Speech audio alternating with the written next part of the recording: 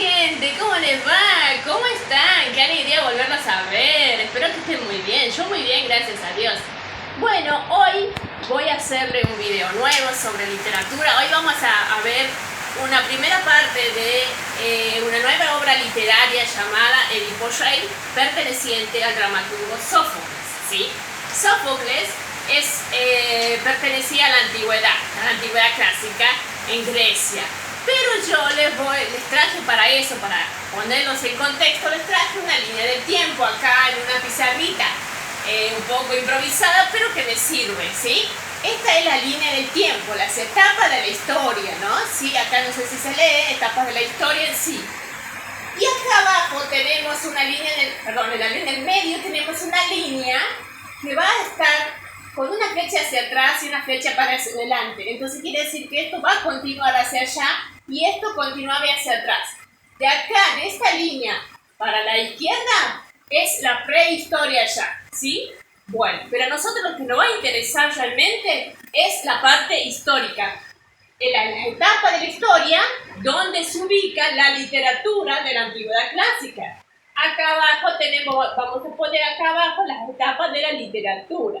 Bien, entonces yo les quería más o menos dar una idea a mis alumnos, a mis estudiantes y a toda la gente que me sigue, que les gusta la historia, pero era necesario este pedacito, ¿sí?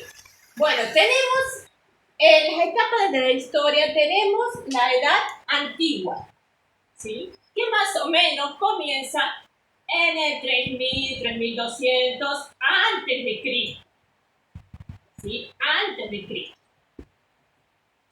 Y luego tenemos, y se va a extender hasta el siglo V. Siglo V después de Cristo, ¿sí? Este es el siglo V después de Cristo. Desde ahí hasta ahí vamos a tener la historia antigua, ¿sí? Historia antigua. Entonces, esta le vamos a poner acá, le vamos a llamar edad antigua. Esta es historia, chicos. Chicos, chicas, grandes. ¿Bien? Luego que termina la edad antigua, ¿qué sucede en el siglo V? En el siglo V estaba el Imperio Romano de Occidente y de Oriente. Estaba dividido en dos, el Imperio Romano. Entonces, ¿qué sucede? Hay invasiones del pueblo ya desde los siglos III, IV y en el siglo V cae el Imperio Romano. Eso es lo que marca el final de la antigüedad clásica. Entonces acá vamos a poner caída del Imperio Romano, ¿sí?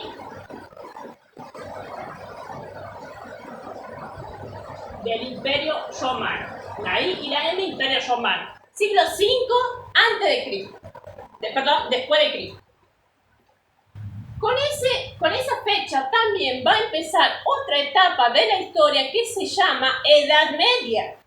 Y esa Edad Media va a llegar hasta el siglo XV. Acá vamos a poner siglo XV. ¿Sí? Obviamente que ya es después de Cristo. Bien. Entonces, esa etapa le vamos a llamar, acá le vamos a poner, esta es una flecha para arriba, esta tiene para arriba, desde el siglo V al siglo XV va a estar la Edad Media. En esa Edad Media también hay literatura y también vamos a ver la literatura. Mis alumnos, mis estudiantes saben que vemos literatura de esa época. Y luego esa Edad Media se va a dividir a sí mismo en tres partes. 1, 2, 3. Temprana Edad Media, plena Edad Media y baja Edad Media. Entonces, esta se divide a su vez en tres. Bueno, y ustedes dirán, ¿qué pasó con la Edad Antigua? ¿También se dividía en tres? Perfectamente. Vamos a dividir la Edad Antigua en literatura, la dividimos en tres. ¿Sí? En tres. La dividimos. 1, 2, 3. Primero tenemos la etapa helénica.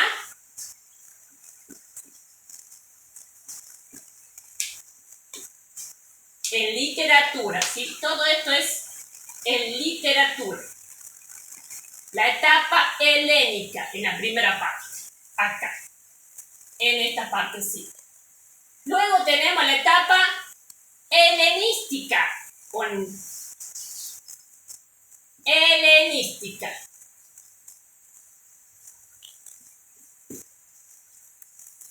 ¿Sí? Y en esta partecita, la segunda etapa. Y la tercera y última etapa que tenemos hasta la caída del Imperio Romano, que marca el fin de la Edad Antigua y coincide con el fin de la Antigüedad Clásica en literatura, tenemos la etapa romana. Acá le vamos a poner romana. Bien. Y ahora yo les explico. Hasta ahí vamos a llegar para poder explicarle esta partecita y de ahí continuamos. Quedamos en la Edad Antigua, en la historia, Edad Media y faltan 2 edades más en la historia. ¿Bien? Entonces, esa etapa de la literatura que está en la Edad Antigua, acá hasta el siglo V antes de Cristo, el siglo V después de Cristo, tenemos etapa helenística y la ciudad importante de la etapa helenística va a ser Atenas, en Grecia. Grecia. Con la ciudad importante, Atenas. Grecia, ellos mismos le llamaban a Grecia la Hélade, por eso lo de helénica, ¿sí? Luego, en la etapa helenística, la importancia que va a tener, la ciudad más importante que va a tener la etapa helenística va a ser Alejandría.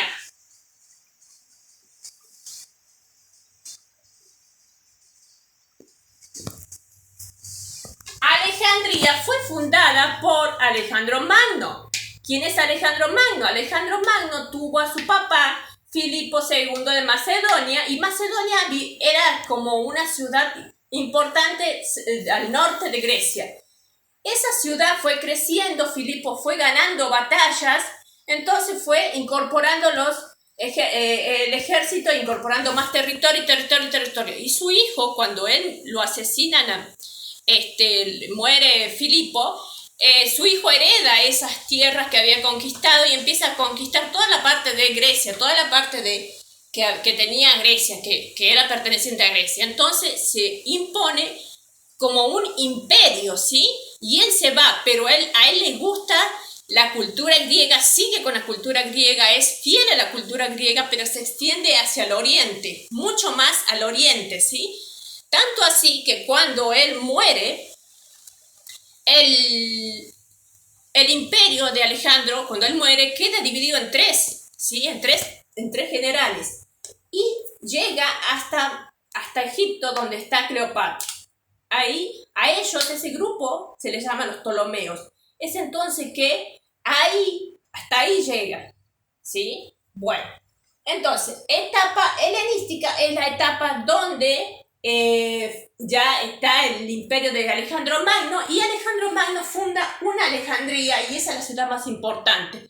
Pero así también hay otras Alejandrías, pero la más importante es la que funda Carlos Magno. Acá voy a poner una flechita, Carlos Magno, ¿sí?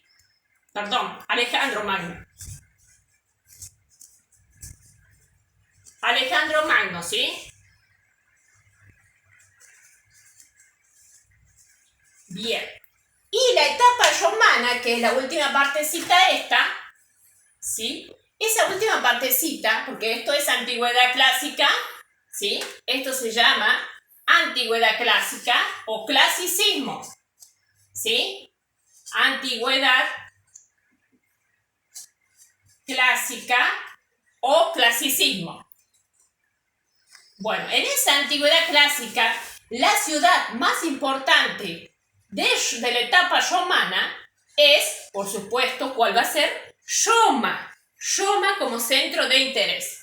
Entonces acá vamos a hacer una flecha que vaya hacia abajo. Acá va a estar Roma como centro de interés, ¿sí? Entonces, la etapa helénica y la etapa romana conviven, pero en distintas geografías, por supuesto, ¿sí? En la etapa helénica tenemos en Grecia, en las islas de Grecia y todo eso, y en la etapa romana conviven en ese mismo tiempo, ¿sí? Pero ya en la península itálica. En distintas geografías conviven. La etapa helenística es la etapa donde Alejandro Magno conquista todos esos lugares que tenía su padre, más la parte de Grecia, pero se queda con toda la cultura, la filosofía de Grecia y se la lleva a Oriente, se lo hace mucho más extenso. Y es el imperio más grande que hubo en el mundo hasta la actualidad. Bien, entonces, esa antigüedad clásica desde la historia se ubica en la etapa helénica, se divide entre etapa helénica, etapa helenística y etapa romana, ¿sí? Nosotros vamos a ver a Edipo Rey en esta primera etapa, en la etapa helénica, ¿sí? Ahí vamos a ver, en la etapa helénica está en el siglo V antes de Cristo. Acá tenemos siglo V, así, pero ya pongo A.C, antes de Cristo. Ahí está. Bien. Bueno, ahora voy a dar vuelta y nos vamos a dedicar. Entonces, tenemos antigüedad clásica, ¿verdad? Y Edipo Rey. Bueno, Edipo Rey la escribió y la representó en la antigüedad Sófocles. Sófocles fue un dramaturgo, un genio, ¿sí? Un genio realmente, porque hizo de su protagonista, lo hizo mucho más humano, ¿sí? Acá está, siglo V, vamos a marcarlo mejorcito esta línea. Acá tenemos el siglo VIII, cuando empieza, ¿sí? Siglo VIII, cuando empieza la antigüedad clásica. Y acá tenemos el siglo V, por ejemplo. Siglo V, ¿sí? Acá está Edipo Rey. Acá lo voy a poner. Edipo Rey. Bien. ¿Qué es Edipo Rey? Es una obra de teatro, ¿sí? Bien. En la obra de teatro esta de Edipo Rey es una tragedia. Es una tragedia, ¿sí? Porque, ¿qué es una tragedia? Una historia donde se va a contar y siempre los personajes van a ser representados por personajes nobles, son personajes típicos o dioses o reyes, y van a tener la particularidad para que sea una tragedia, es que va a tener que haber una muerte, una desgracia. Siempre hay un pecado, un conflicto, algún problema y todo empieza el caos. Cuando se cumple o la profecía de los dioses o se reintegra todo el equilibrio, vuelve toda la normalidad. Eso tiene la etapa helénica. Acordémonos que esto es etapa helénica. En la etapa helénica hay características como el equilibrio, la mesura,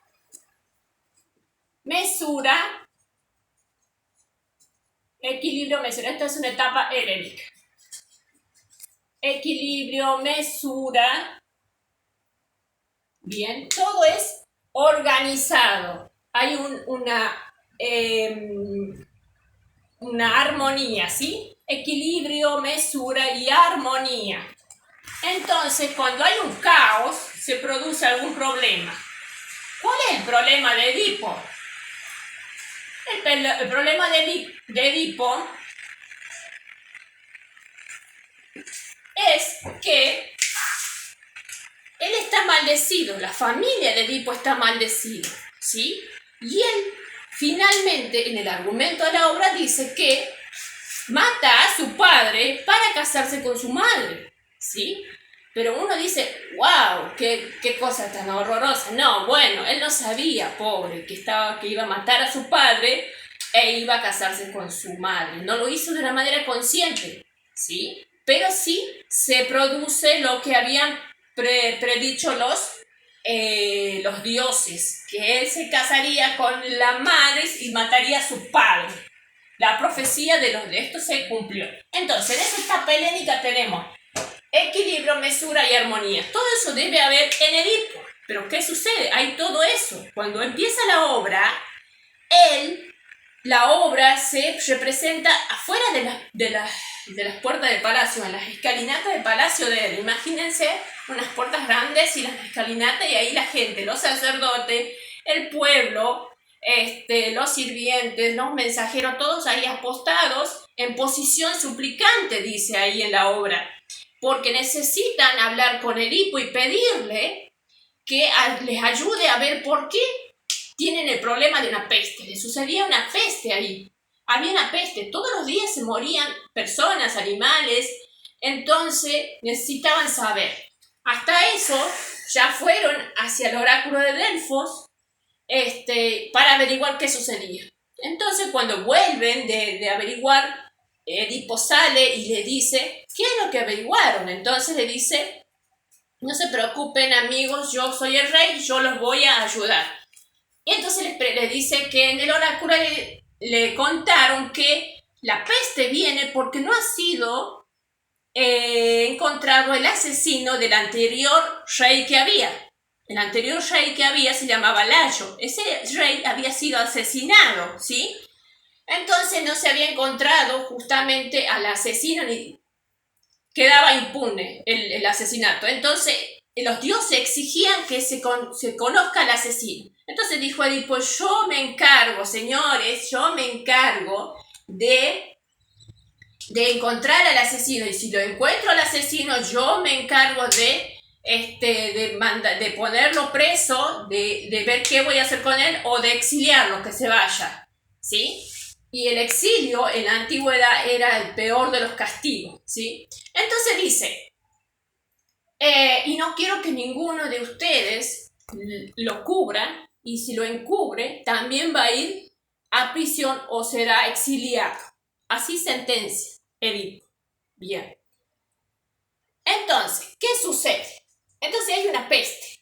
Esa peste tiene que ver con esa muerte del rey Layo. Entonces Edipo empieza una investigación y en esa investigación le dice, ¿quién sabe sobre eso? Y le dicen, el adivino Tiresias sabe cosas, le dice Creonte, su cuñado, y entonces decide ir a buscar, mandan a buscar a Creonte y su esposa Yocasta. Yocasta era la esposa de Edipo y Creonte era el hermano de Yocasta, o sea, el cuñado de Edipo. Cuando viene de allá, vuelven el mensajero con Tiresias. Tiresias dice, no deberías averiguar cosas que no te convienen saber. Entonces empezó a hablar un poco como complicado y Edipo se exacerbó demasiado, se puso muy molesto y empezó a tener un enfrentamiento con él.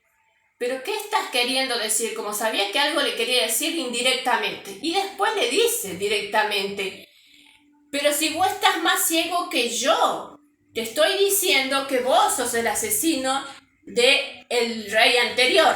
Entonces Edipo se pone tenso y empieza ese enfrentamiento. Ese enfrentamiento en la tragedia se llama agón, ¿sí? Un enfrentamiento entre él. Dice, estás loco, vos estás diciendo que yo soy el culpable. No, ¿qué me vienes a decir eso? Seguramente mi cuñado Creonte quiere sacarme del reinado y estar él y vos estás en contra. Entonces los pone como si hubieran hecho un plan entre ellos dos, entre Creonte y Tiresias, el ciego. Entonces, bueno, los corre, los deja.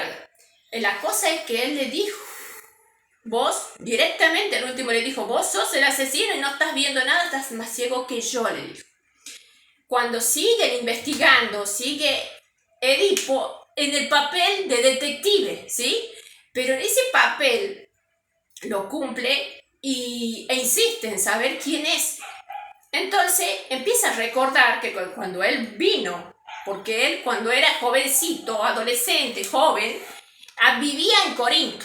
Cuando estaba en Corinto, de repente estaban como en una taberna o algo así, y un hombre murmuró diciendo que este no es hijo de los reyes de Corinto, este es un adoptado, ¿sí? Entonces fue el oráculo de Delfos, no le creía, le fue a hablar a los papás, no le creían, no le dijeron que no es así, que no haga caso. Entonces no quedó conforme, fue al oráculo de Delfos. Fue el oráculo de Delfo y el oráculo de Delfo le dijo: tú tienes una maldición en tu destino. Tú vas a casarte con tu madre y vas a matar a tu padre y te vas a casar con tu madre. Es una maldición que viene desde tu abuelo. Así que no puedes eludir. Entonces él, desesperado, horrorizado, porque sabía que iba a pasar eso, que podría pasar, él creyendo que los padres de él eran los reyes de Corinto, se fue corriendo de Corinto, volvió enloquecido, salió enloquecido de Corintio, ¿sí? De Corinto. Y se dirigió hacia el lugar de otra ciudad y encontró a Tebas. En una encrucijada, un poco antes de llegar a Tebas, había una encrucijada y ahí se encuentra con un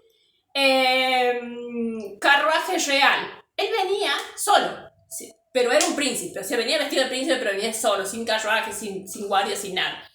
El otro iba, el carruaje, el rey, los guardianes, quien manejaba y qué sé yo, y les pide que se corra Edipo. Edipo venía ya furioso y enloquecido por lo que había escuchado. Entonces dice: no, yo no me corro, yo también soy un príncipe, que se corran ustedes, que se corra su rey.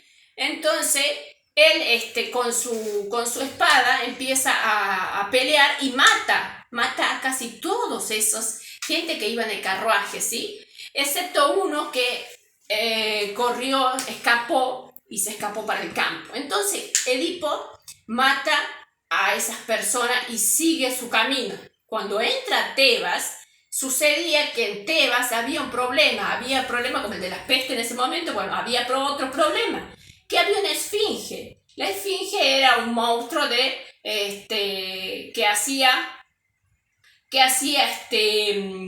acertijo a las personas que querían entrar o salir de Tebas. Les decía: si yo te hago un acertijo y vos acertás, te vas a quedar, vas a pasar o vas a salir de Tebas.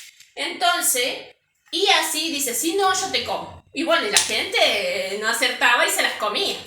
Entonces cuando se presenta a Edipo, le dice: bueno, te voy a hacer un acertijo. Bueno, le dijo: ¿quién es el animal que de mañana camina a 4 patas, en el mediodía camina en 2 patas y en el anochecer camina en 3 patas?